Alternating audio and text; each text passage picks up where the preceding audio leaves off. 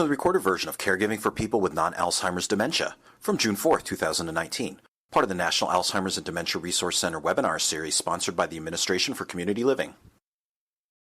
Thanks so much, Steve. Welcome everyone to the webinar today, Caregiving for People Living with Non-Alzheimer's Dementia. We're pleased to have you all in attendance. Before we start, Erin Long of the Administration for Community Living will provide a brief welcome. Erin? Hello, everyone. I'm happy to welcome you on behalf of the Administration for Community Living. I'd like to take this moment to thank Sharon Denny from the Association for Frontotemporal Degeneration and Angela Taylor from the Lewy Body Dementia Association, as well as Sarah Schumann from RTI International for presenting with us today and educating us on caregiving for people with non-Alzheimer's dementia. With that, I'll send it back to you, Sari, so we can get started right away. Thanks so much. So as you heard, my name is Sarah Schumann. I'll be moderating and presenting at this session today. Our speakers with me today include Angela Taylor and Sharon Denny.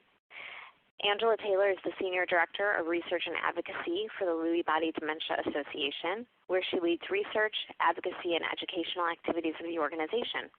Her personal experience as a Lewy Body Dementia caregiver and 15 years of service at the Lewy Body Dementia Association make her a regularly invited speaker at scientific and educational conferences on the impact of Lewy Body dementia on those diagnosed and their family caregivers. Sharon Denny is Senior Director of Programs at the Association for Frontotemporal Degeneration, where she leads strategic development of support and education for people with frontotemporal degeneration, their families, and healthcare professionals. As an advocate for high-quality and responsive services, she has promoted inclusion of people living with frontotemporal degeneration, built a national network of AFTD-affiliated support groups, and directed professional educational initiatives. You'll first hear from me today about dementia in general, and I'll give you some information about vascular dementia. Then we'll hear from Angela Taylor about Lewy body dementia, and finally from Sharon Denny about frontotemporal degeneration. We'll reserve the end of the session for questions and answers. I'd like to start my presentation today by talking about some basic definitions and information about the various types of dementia. Although many people consider Alzheimer's disease and dementia to be the same thing, there are actually several diseases and disorders that can cause dementia. We'll take a look today at the three most common forms of dementia after Alzheimer's disease, which include vascular dementia, Lewy body dementia, and frontotemporal degeneration. The National Institute on Aging defines dementia as the loss of cognitive functioning, including thinking, remembering, and reasoning, and behavioral abilities to such an extent that it interferes with a person's daily life and activities. Most causes of dementia are progressive, where initially the impact on functioning may be mild, but in the end stages, the person living with dementia may be completely dependent on others for activities of daily living, such as eating and bathing. Often people think of memory loss as the main symptom of dementia. For people with Alzheimer's disease, memory loss is the most common early symptom. But with other forms of dementia, the disease may start out very differently, with changes in personality or motor skills, possibly hallucinations. This slide shows you the many areas of functioning that may be impacted by dementia, including concentration, the ability to speak, read, and understand language, emotions, and motor skills related to walking, eating, bathing, and dressing, just to give a few examples. As we know, Alzheimer's disease is the most well-known cause of dementia. We don't have perfect data on the prevalence of each type, but it's estimated that Alzheimer's disease makes up about 60 to 80% of all cases of dementia, with nearly 6 million people in the United States currently affected. Vascular dementia is also common and often occurs along with Alzheimer's disease, but it is caused by damage from a stroke or other vascular issue in the brain. Lewy body dementia makes up about 20% of all cases of dementia. Early cognitive symptoms are more likely to include challenges with problem solving or attention rather than memory. Angela Taylor will provide you with much more information on this form of dementia and how it impacts people with the disease and their families. Frontotemporal degeneration is less common than vascular dementia or Lewy body dementia. There are only about 50,000 to 60,000 cases in the United States. This form of dementia tends to have a much earlier onset of symptoms. There are different variations of frontotemporal degeneration, which Sharon Denny will describe to you in more detail. Again, with frontotemporal degeneration, memory problems are not necessarily the initial symptom.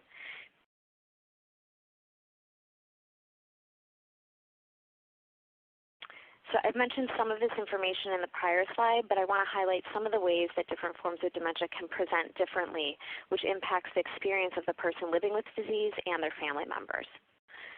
Early symptoms of dementia can vary from one form to another, and depending on the specific cause, early symptoms may include changes in attention, behavior, motor skills, sleep disturbances, or visual perceptions rather than memory problems. The ways each of these diseases progresses also can differ. For example, vascular dementia may progress more slowly than Alzheimer's disease, and the order in which different cognitive functions are impacted also differs significantly from one form of dementia to another. Sharon will talk more in depth about issues related to the age of onset, and will address how a diagnosis around age 40 or 50 is entirely different than being diagnosed later in life in terms of family, finances, social support, insurance options, and a whole range of other issues. These different forms of dementia tend to be accompanied by different types of co-occurring conditions. People with vascular dementia often have other cardiovascular conditions such as heart disease, diabetes, and high blood pressure that require considerable medical management. People with Lewy body dementia often have specific physical changes and need more help with daily activities like eating and bathing, even early in the disease. These different presentations of dementia therefore can create very different experiences for the people affected. There's been much less research on non-Alzheimer's dementias compared to Alzheimer's disease, and many medical professionals lack the basic knowledge which can make the experience for people with these other forms of dementia challenging in a number of ways. They're more likely than people with Alzheimer's disease to be misdiagnosed or to have seen numerous providers before obtaining a diagnosis. Even after diagnosis, it can be challenging to find healthcare providers who are knowledgeable about the latest research and best treatment protocols. Families often lack the basic information about symptoms or what to expect over the course of the disease and how to support their loved ones. This general lack of awareness about these other forms of dementia can contribute to feeling isolated among the people who are impacted. So I'll just get into a little more detail on the vascular dementia and then we'll move on to Angela and Sharon's presentations. So vascular dementia, as I mentioned earlier, affects about the same number of people as Lewy body dementia, but only about 10 to 15% of dementias are estimated to be vascular in nature only, since vascular dementia is commonly found in conjunction with Alzheimer's disease. This type of dementia develops when there's some kind of vascular damage in the brain and is often caused by one or more strokes. Sometimes strokes are too minor to even be noted on their own, but are significant enough to create lasting damage which can become worse over time as more strokes may occur. Not all people who have a stroke, though, will develop dementia, but it does impact about 1/4 to 1/3 of people who have a stroke. Of the three types of dementia we're discussing today, vascular dementia is the one that most resembles Alzheimer's disease in terms of symptoms and progression. The same types of factors that put people at risk for cardiovascular problems such as diabetes, high blood pressure, and smoking also are risk factors for vascular dementia. The symptoms of vascular disease are often similar to those of Alzheimer's disease, but will depend on what part of the brain has been damaged by the stroke or other vascular event. Symptoms may come on suddenly after a stroke, or they may be more gradual if there are frequent and smaller strokes over time.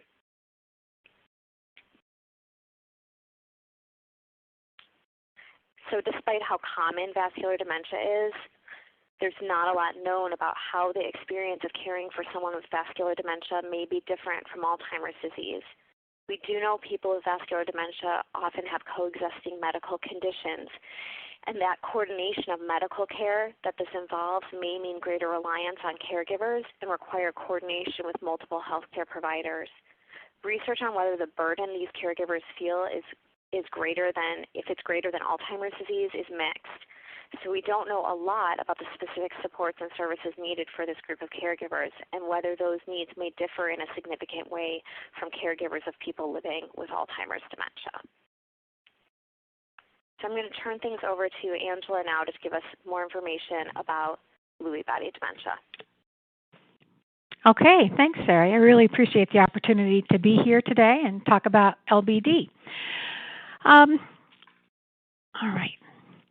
So Lewy body dementia is a common form of dementia, but as Sarah indicated, it's not as well known to the general public. It affects far more than just cognition. It affects behavior and mood, but also a person's ability to move normally, their sleep patterns, and it can disrupt the functioning of their autonomic nervous system. While Alzheimer's disease was described in the early 1900s, Lewy body dementia wasn't described in the literature until the 1980s, and so this disease is really decades behind Alzheimer's disease in research. So it stands to reason that the public and even a lot of healthcare professionals are not as familiar with it as we'd like them to be. It was first, the diagnostic criteria was first defined in 1996. So really we're only talking about the last 13 years that people have been diagnosed the same way internationally. So we use the term LBD, or Lewy body dementia, as an umbrella term because it relates to any dementia syndrome that's associated with the presence of Lewy bodies in the brain, and I'll explain those in a minute. So there's two conditions that fall under the umbrella. One is called dementia with Lewy bodies, and the other is Parkinson's disease dementia. And we'll go into detail about those shortly. LBD is the second most common form of progressive dementia after Alzheimer's, but it is the number one most misdiagnosed form of dementia. And depending upon how the symptoms present, it's either diagnosed initially as Alzheimer's disease, Parkinson's disease, or a psychiatric disorder. Those are the most common initial diagnoses. This form of dementia is associated with the presence of some abnormal protein deposits in the brain. This protein is called alpha-synuclein, but when it misfolds, it's been called Lewy body, and that's after Dr. Friedrich Lewy, who was a neurologist who first identified these in the brain of a woman who died with Parkinson's disease. And so it was originally associated with a motor disorder, and then decades later, it was associated with a form of dementia. So they're very closely related biologically, and you'll see there's quite a few overlapping symptoms as well. So we use the term Alzheimer's disease and Parkinson's disease, so why can't we call this Lewy body disease? Well, there's a lot of disorders that kind of have similar biology and symptom presentation, and so we have to be careful. Lewy body dementia refers to any form of dementia that's associated with Lewy bodies in the brain, and I mentioned dementia with Lewy bodies and Parkinson's disease dementia. But a Lewy body disorder is any medical disorder, including Parkinson's disease where there is no dementia present. Also, it includes another condition called multiple system atrophy. Last but not least, we use the term Lewy body disease to talk about those misfolded protein deposits. And so that's the biology of the disease in the brain. It's really important for families to get an early, accurate diagnosis when somebody in their life has Lewy body dementia because it affects not just the person with the disease, but also the primary caregiver. We know that people with Lewy body dementia are more responsive to the medications that were originally developed for Alzheimer's disease, and that's a class of drugs called cholinesterase inhibitors.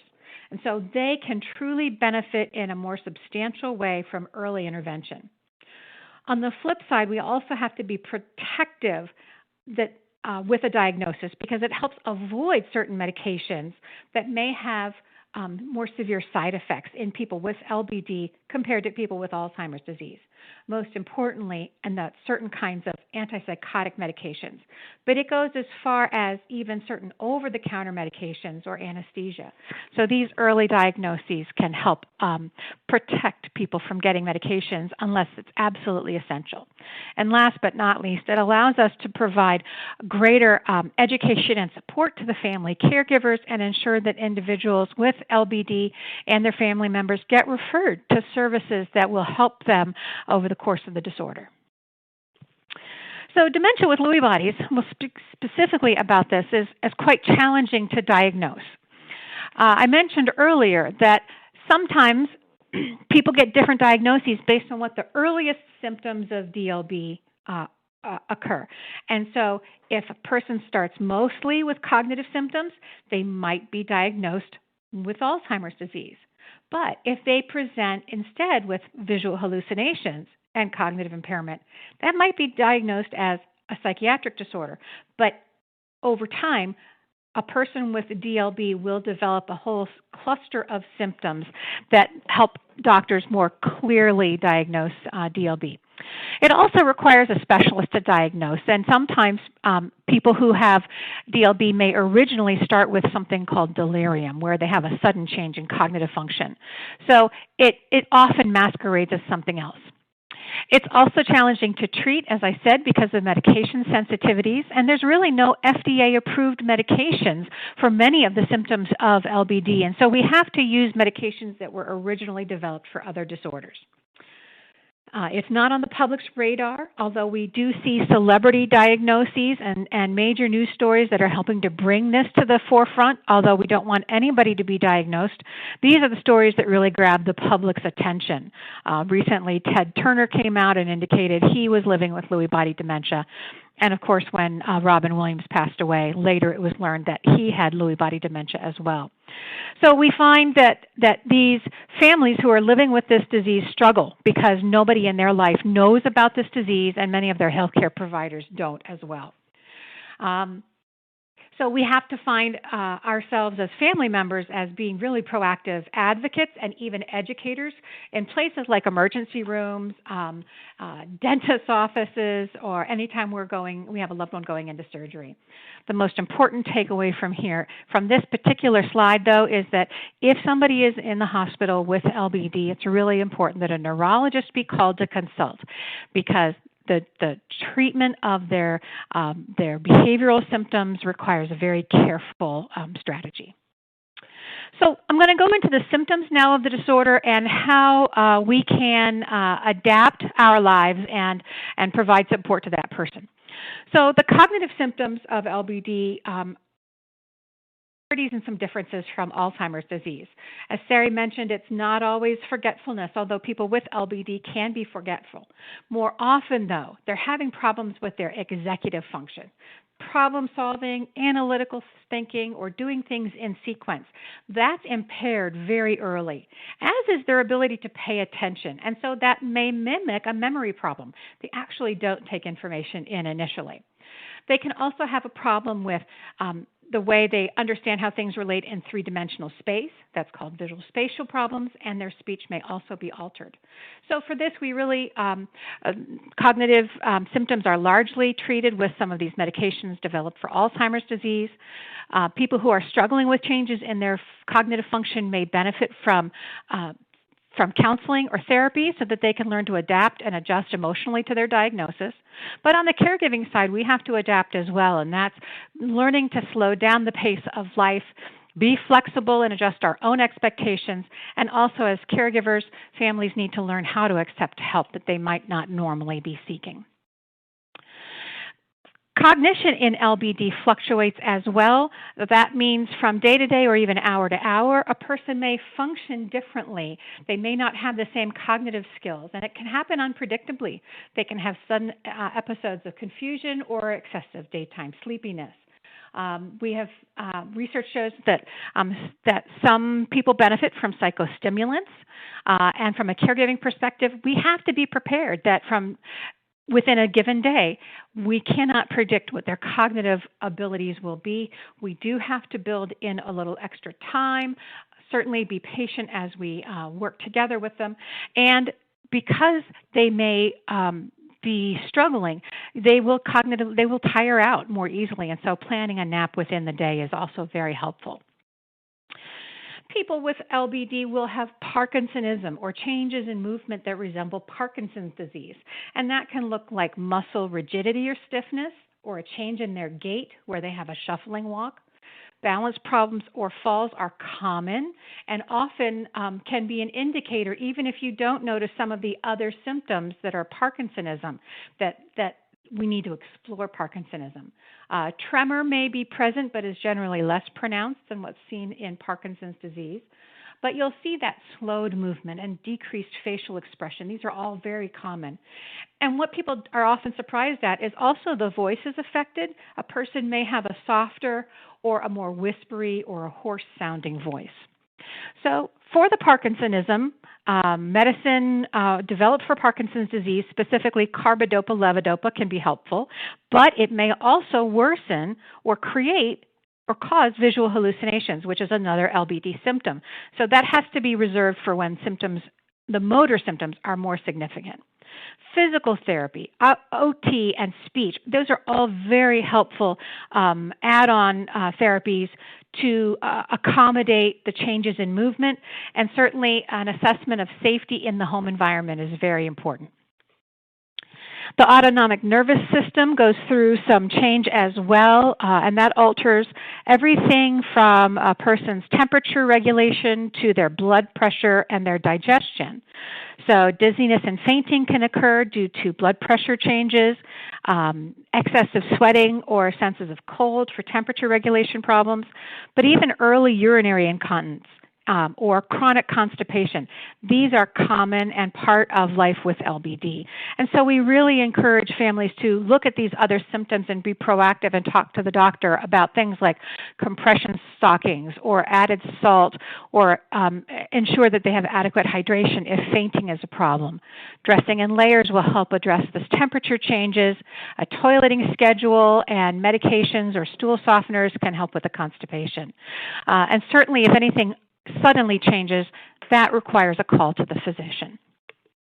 Sleep disorders are common in LBD as well, specifically one called REM sleep behavior disorder, or RBD. And a person who has RBD will physically act out their dreams while they're asleep, where compared to people who don't have that disorder, we go to sleep and we dream and we are physically basically immobilized. And so they may hit or kick or yell in their sleep, and they may injure their bed partner. This can predate the onset of dementia by a year or even many years or even decades. So this is a big risk factor for LBD and Parkinson's disease. Insomnia, restless leg, some of these other sleep disorders are also common. They are treatable. Clonazepam or melatonin are used for REM sleep behavior disorder.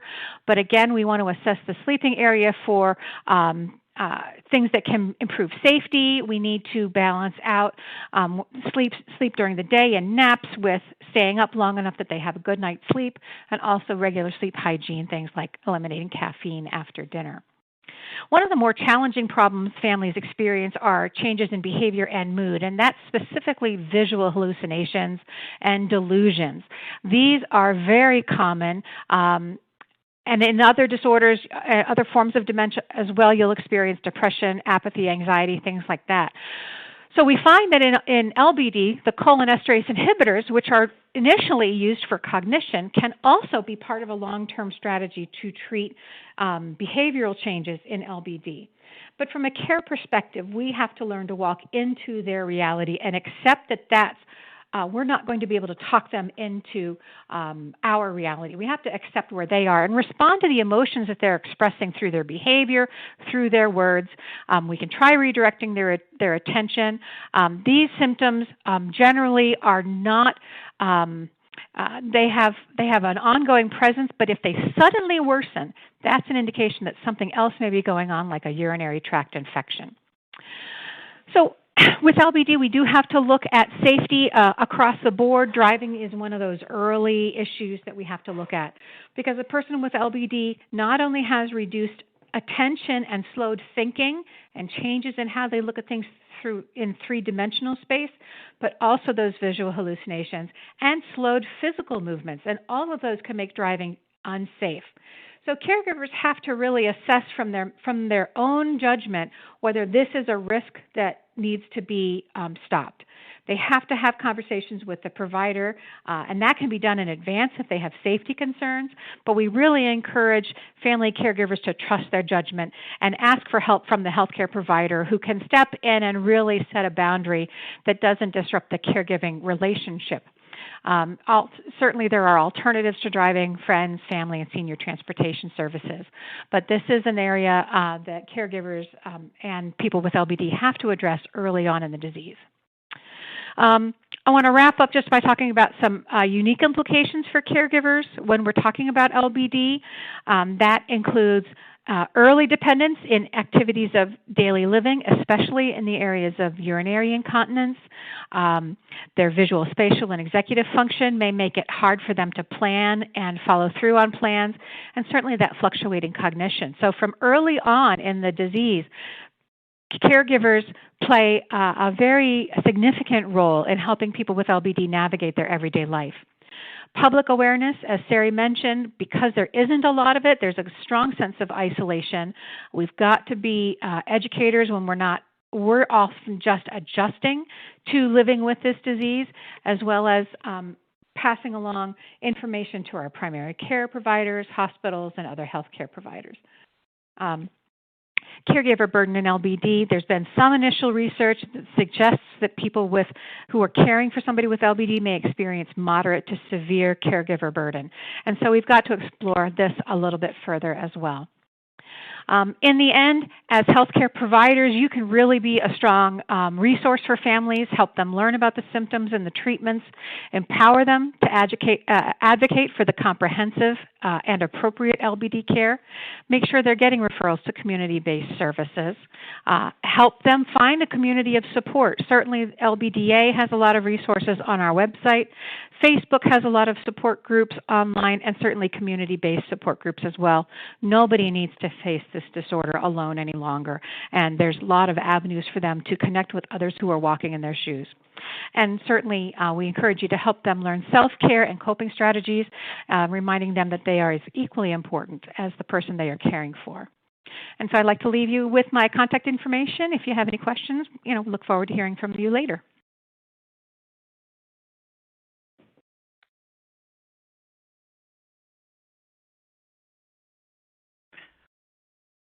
So I'm Sharon Denny. I'm happy to jump in and follow Angela, who's laid such a nice foundation for us, along with Sari in the earlier conversations.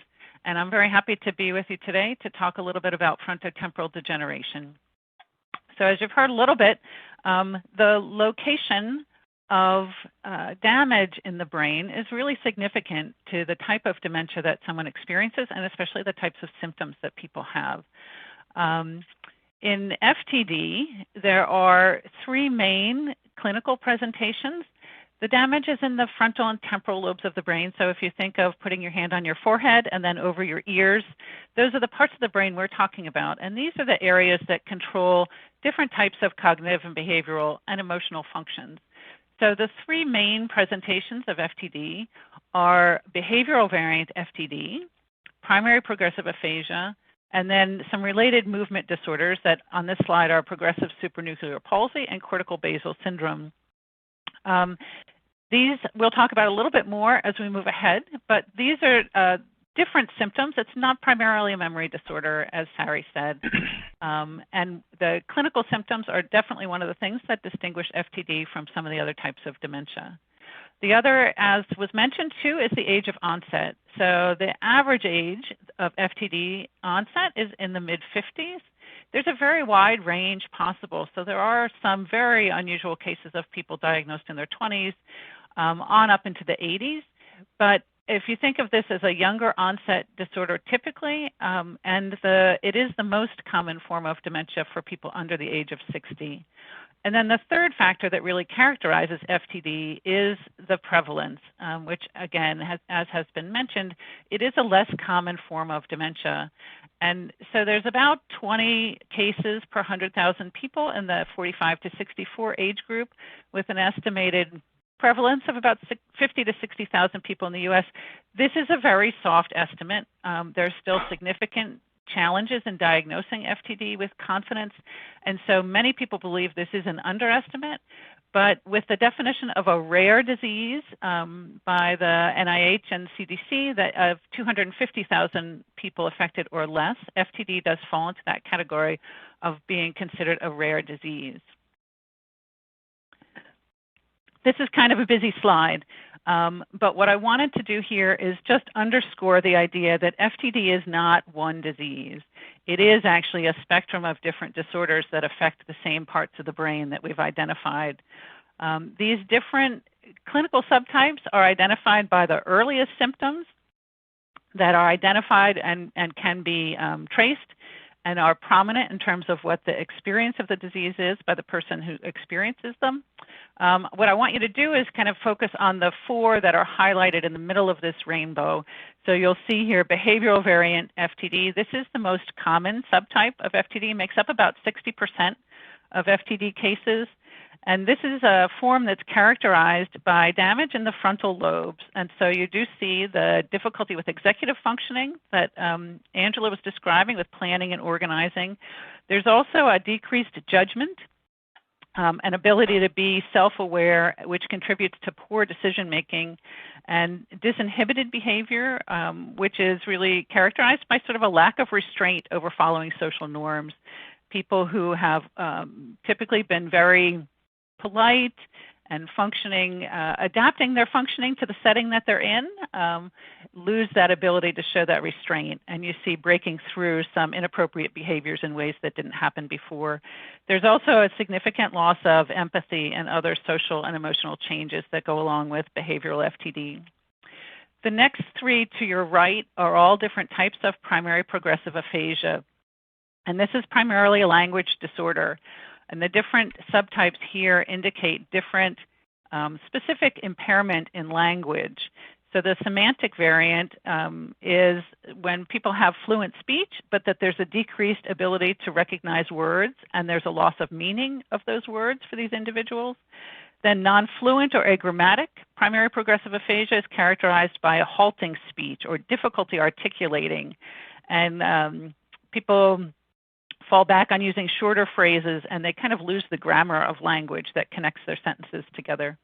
And then logopenic primary progressive aphasia is also a fluent, kind of expressive speech, but slow. And folks with logopenic PPA have trouble with word retrieval. And the other one I want to mention on this slide is actually all the way to the left, which is FTD with motor neuron disease. And in this case, there's a subtype of FTD where people experience both the cognitive and behavioral or language symptoms that fit the threshold for diagnosis with FTD, but they also have in conjunction the muscle wasting and weakness that goes along with motor neuron disease. This particular subtype of FTD is actually contributing an awful lot to the research and the understanding of both FTD and ALS, especially over the last 10 years when we've recognized a continuum between these 2 diseases. So here what I just wanted to underscore is, there is a lot of heterogeneity in FTD, and the terminology can become particularly cumbersome and confusing at times. So the phrase frontotemporal lobar degeneration is the term that refers to the specific pathology that underlies these syndromes that we've been describing. And similarly to what Angela said, the pathology is a feature of clumped up proteins. So proteins that are normal, but they start to misfold when disease is present. So in the case of FTD, there's actually 2 main proteins that are involved in frontotemporal lobar degeneration. One is the protein tau, and one is TDP-43. And you'll see here that these are associated with different clinical syndromes. And so one of the challenges here is that the underlying pathology does not map specifically to one particular clinical presentation, adding to a layer of complexity. And in addition to that, there are some forms of primary progressive aphasia, especially the logopenic type, that can be related to Alzheimer's disease. So in addition to having a very complex clinical picture, you also have a very complex pathology that's underlying these particular types of dementia. And we'll add one more layer to that, which is that in the genetics of FTD, there's also some differences from Alzheimer's disease. So genetics plays a greater role in FTD than it does in Alzheimer's disease. About 50 to 60% of FTD cases are sporadic, where there's no apparent family history for the individual who's diagnosed with it. But we do have a larger number of people for whom it is familial. So up to about 40% or more of people may have a family history of FTD or another neurodegenerative disease that's evident in looking at their family pedigree. And in 15 to 20% of those cases, there is an autosomal dominant genetic mutation that can be tied to the cause of the disease for an individual and throughout a family. And when there is a mutation that's dominant in this fashion, it means that each offspring of someone with the mutation has a 50% chance of developing the disease. So this 15 to 20% of autosomal dominant FTD is significantly higher than in Alzheimer's disease, where I believe it's about 5% or less, where there is an inherited mutation contributing to the disease. So when you put all this together, what does it mean in terms of the experience for people who are living with FTD or for their care partners? And we've touched a little bit on the diverse clinical symptoms and the younger onset, and that it's less common. Diagnostic challenges we'll speak to a little bit more. The family and financial impact and the complex pathology and genetics. When you put all these things together, there is a demonstrably higher level of care burden or care needs for folks who are facing FTD. So FTD impacts the entire family system. As a younger onset disorder, and one that's hard to identify and characterize still, the impact is really higher across all of the relationships within the family. So misdiagnoses, the unfolding of FTD is particularly difficult. These symptoms are very gradual in their onset, so you will see folks with very gradually changing behaviors that are hard to identify, and where there's a trajectory that can be fairly long in terms of getting to a diagnosis. So the symptoms of changing behavior, changes in judgment, changing interpersonal relationships, the impact of that is that family and friends are seeing these behaviors, not understanding what's happening, and that they've been coping with the disease long before it's diagnosed and long before they really know or understand what it is that they're confronting. So people, as a result, begin to find other ways of explaining the changes that they see. They'll often believe that the person is stressed or depressed or anxious, and many of the misdiagnoses actually that are common are psychiatric disorders, and so people may be funneled into treatment for depression or anxiety, but over time realize that this isn't helpful, and now you've had a longer delay before being able to really understand the core of the behavior changes that are happening. So we know that on average it takes about 3.5 to 3.6 years for someone with an FTD to be accurately diagnosed. And again, that's a longer period of time than in Alzheimer's, where it's usually maybe 2.5 years or so. So people are coping with the symptoms of the disease and changes in behavior, which sometimes can include significant financial loss from bad decision-making in business or family finances, and then also broken relationships. So one of the things that we really stress is that recognizing the impact of this period of time before diagnosis is really critical both for providers and for care partners in terms of being able to develop a helping relationship and understanding just how stressful this period of time is for folks. And then the fact that the impact of the disease, the disease hits at an earlier stage of the development of a family, when people could have children at home, or their children, young adults who are emancipating from the family, and aging parents. And so the roles that each of these elements of the family play are changed significantly by the introduction of caregiving in the fashion that it happens. The isolation that Angela mentioned with LBD is also very common with FTD. because again, you have a situation where symptoms are not recognized as illness. They're not recognized as dementia. They're believed to either be psychiatric or other types of just bad behavior until a diagnosis can be achieved and an identity and sort of an understanding to the experience is offered. The behaviors that come along with disinhibited kinds of behavior can often be intrusive or embarrassing. They do sort of impact the relationships that people have, which causes social disruption in ways that some of the other types of dementia do not, which magnifies the isolation that people find. And I mentioned the complex financial and legal issues. Sometimes behaviors do show up even before diagnosis is made in terms of shoplifting or petty crimes that way, where people may be introduced to the legal system as a result of symptoms of the disease before that's been fully understood. And then the lack of awareness and the lack of specific understanding of how to provide services for folks with this cluster of symptoms in this particular neurodegenerative disease is also a burden for the families. And so all combined, we do see impact in different ways. I mentioned the financial impact, and this is a study that was published in 2017 that was based on a survey of 670 people, actually. So 670 caregivers completed a survey, which again, in a numbers game of a relatively rare disease, is a significant number of folks responding. And what we found was that the toll that FTD specifically takes, largely because of its younger onset, when people are at the peak of their career, the economic toll is significant. And in fact, for the 12 months before diagnosis, most families reported they had income in the $75,000 to $99,000 range, and that after diagnosis, that fell as much as 50%. And when all the factors were taken into account, FTD on average costs the family about $120,000 a year, which is roughly twice that of the economic burden of Alzheimer's disease. And so we see especially the toll that having the younger onset takes, both economically and then in terms of the fabric of the family. So what can we do if we know that isolation and the care burden are higher?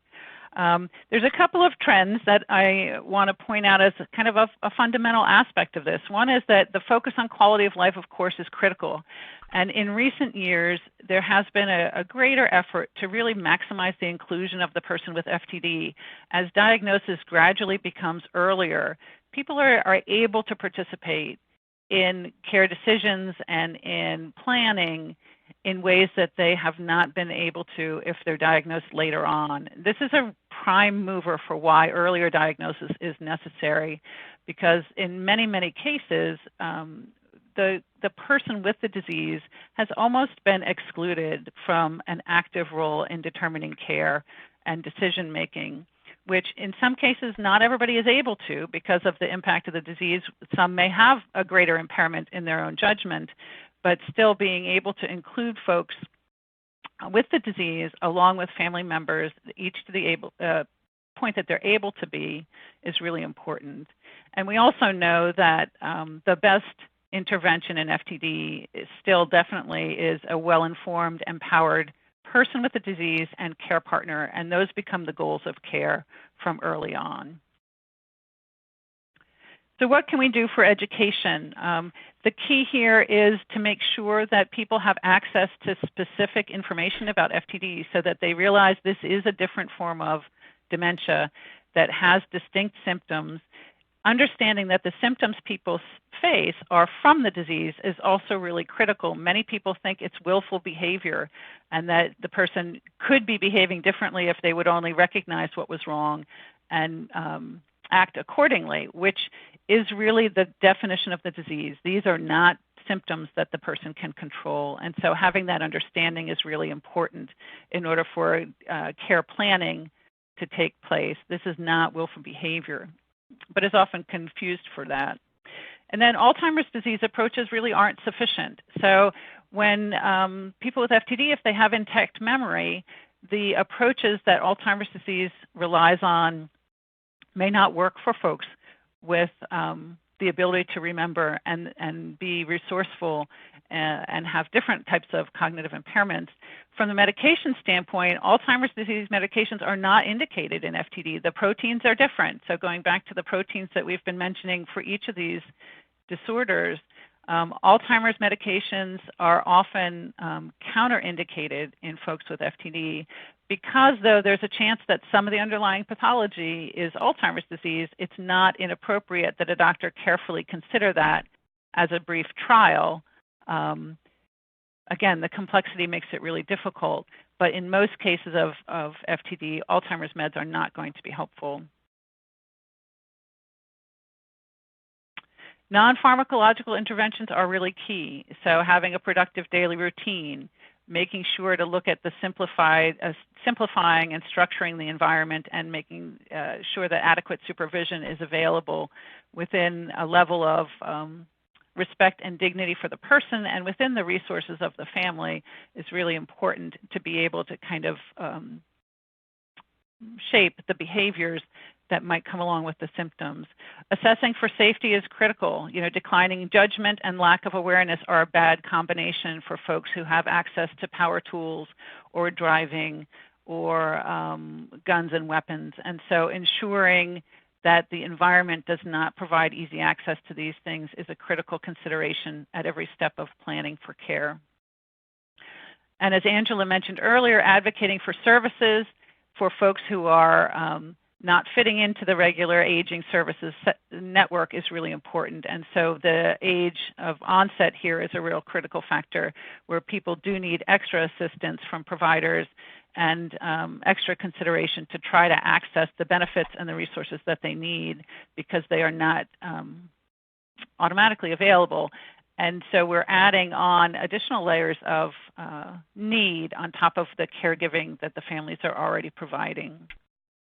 And as I wind down, I want to make sure that people realize that there are now a growing array of FTD-specific supports available. And this is important because it's within these communities where people will find folks who really do understand the particular burden that comes along with the types of challenges that we've been identifying.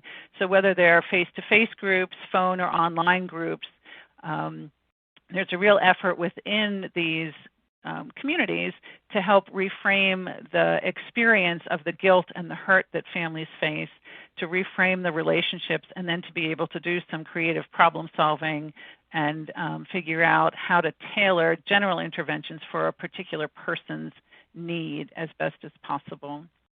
I want to mention just quickly the FTD Disorders Registry, which is a way for everyone to participate in research moving these diseases forward. This is a self-report registry that can be accessed online. It will also be an avenue through which people can access clinical trials as they come online for FTD. And so supporting families requires all of these different elements. From disease education to furthering research, and certainly the advocacy along the way is really critical here. Much like Angela mentioned, AFTD has a bunch of resources that are available for folks particularly interested in FTD, and I encourage you to access them through our website. And with that, I will move things back to Sari and for questions.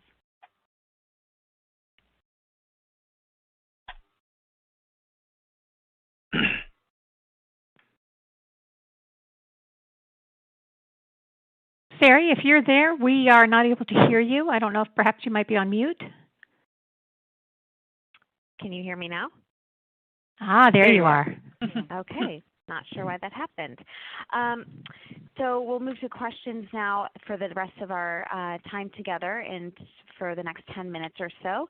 And you can continue to put your questions into the question and answer pod of the webinar platform. And on the screen, you'll see contact information for the three of us if you would like to reach us for any purpose.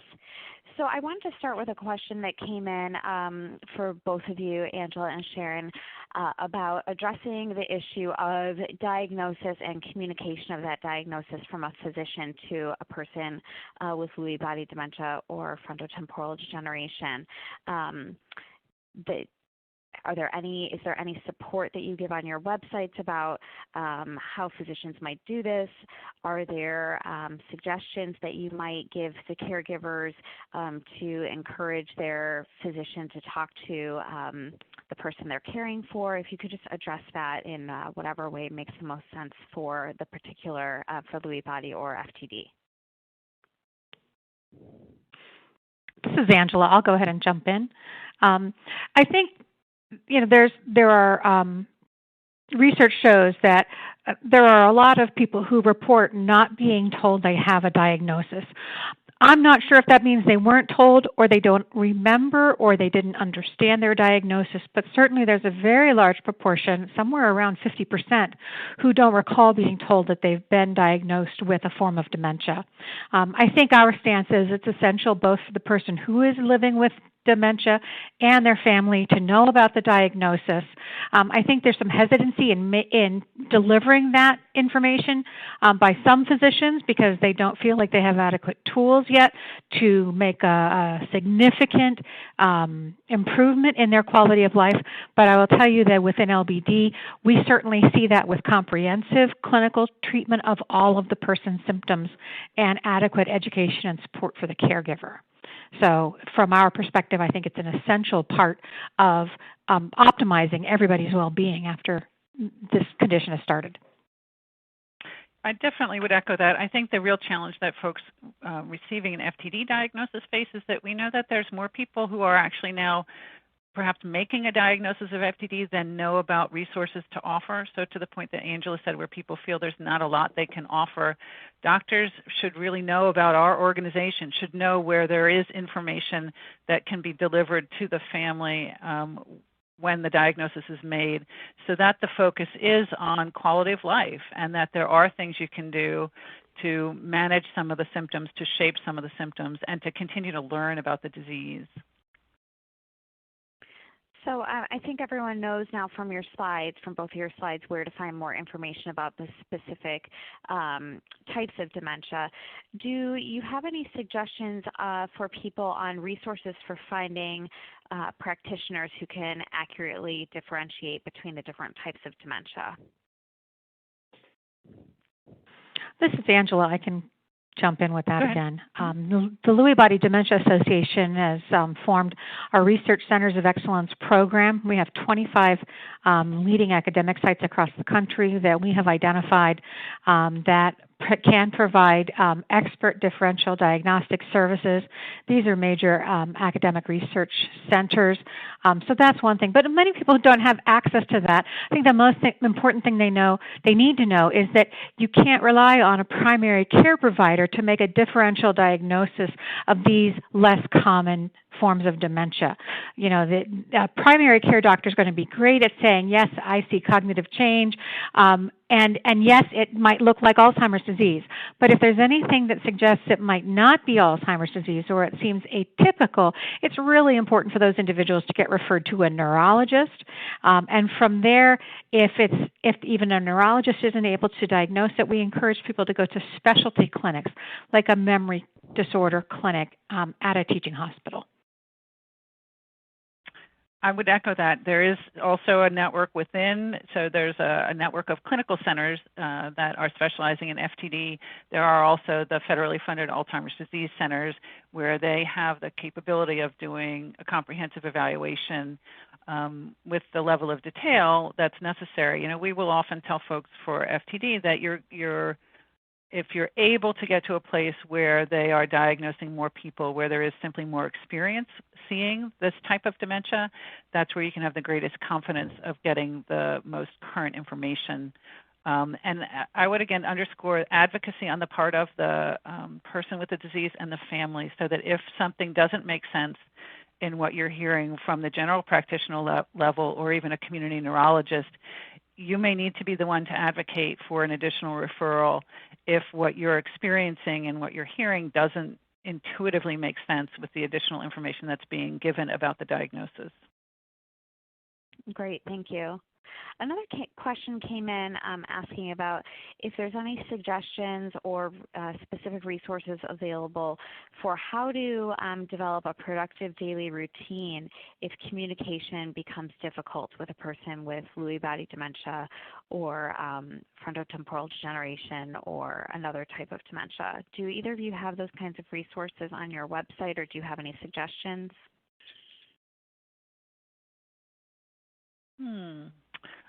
I don't know that we have a specific resource on our website that would walk people through that. I think the goal is to really have as personally tailored a routine as possible for folks. Angela, do you have a common resource that you've used? We don't either, but my response was going to be exactly what yours was. I think it's really important to understand that each person is going to have unique likes and dislikes and unique patterns that they've lived with their whole lives. And recognizing that simplifying and maintaining a routine that's familiar to them is really what's most important, not that we're trying to fit an existing mold. Great, thank you. There's a few questions here related to the course of Lewy body dementia and if there's a typical progression in terms of how long it might take someone to go through the process of beginning to end stages. It's a great question. It's a very common one. Just like in Alzheimer's disease, you can have people who live a very long time with Lewy body dementia, as long as 20 years, and some people that progress extremely quickly, but that's a very, very small percentage of people where they might progress within, say, 2 years from beginning to end. In general, we say, you know, the typical person with LBD, from the time they receive their diagnosis, knowing that they've lived for several years with mild symptoms that have progressed enough for them to get to the doctor and then later to get their diagnosis, from that point we say it's about 5 to 7 years on average. But there are always people who beat the average, and certainly their quality of care, both clinically and at home, can influence that. You know, people with dementia also have other medical issues, and so the number of other medical complications that they are living with, in addition to the form of dementia they have, that can have a big impact as well. Great, thank you. And Sharon, could you answer similarly for frontotemporal degeneration? Sure. You know, it's interesting because the parameters that Angela outlined would be similar for FTD, in that the average life expectancy from the onset of symptoms would be 6.5 to 7 years, but there's a very wide range of 2 to 20 years. Predicting the course of the disease and helping families to know what to expect might be coming next is one of the greatest challenges that the folks working in this field are facing. It's very variable. You know, people here, if you know one person with FTD, you know one person with FTD. And part of that is that the disease is going to progress at different rates in different people and affect different cognitive symptoms along the way as it progresses. So depending on where it starts, you will develop symptoms related to some of the other cognitive functions, whether it's language or behaviors or movement, but it's very difficult to predict the rate at which that may happen and the nature of what those symptoms will be, and it's a real source of difficulty for families.